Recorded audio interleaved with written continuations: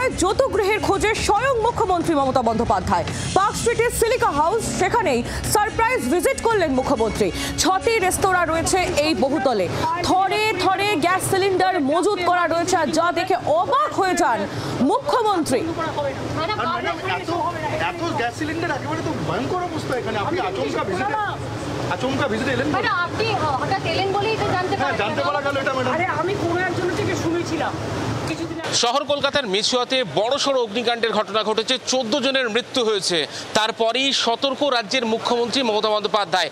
Surprise visit park স্ট্রিটের silica হাউসের একটি জায়গায় ভিজিট করেছেন তিনি। সেখানে গিয়ে এসে দেখেন যে প্রায় 30টির মতো গ্যাস সিলিন্ডার মজুত রাখা রয়েছে, একেবারে বিল্ডিংয়ের বিভিন্ন জায়গায় মজুত রয়েছে, এবং সেই গ্যাস সিলিন্ডারগুলি মূলত ব্যবহার করা হয় এই সিলিকা হাউসে থাকা 6টি রেস্টুরেন্টের কাছে।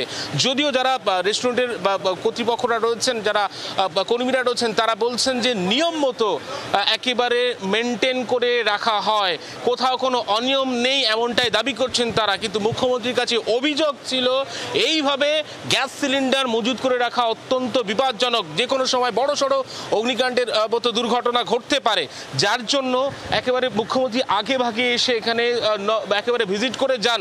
এবং তারপর রাজ্যের পুরমন্ত্রী তিনি এসেছেন, সিলিকা হাউস কর্তৃপক্ষের সঙ্গে বৈঠক করছেন যে এই যে বিপজ্জনকভাবে গ্যাস সিলিন্ডার রাখা রয়েছে তার কোনো একেবারে বড় ব্যবস্থাপনা সঠিক রয়েছে কিনা, সম্পূর্ণ নিয়ম নীতি মানা হচ্ছিল কিনা, তা সমস্ত কিছু ক্ষতি দেখা হচ্ছে। কিন্তু প্রশ্ন উঠছে যে কেন এইভাবে শহরের পার্ক স্ট্রিটের মতো জায়গায় একটি বড় বহুতলের নিচে এইভাবে গ্যাস সিলিন্ডার মজুদ রয়েছে, সেই প্রশ্ন তুলেছেন খোদ রাজ্যের মুখ্যমন্ত্রী মমতা বন্দ্যোপাধ্যায়। ক্যামেরায় মিন্টু বসাকের সঙ্গে অয়ন শর্মা, জি 24 ঘন্টা, কলকাতা।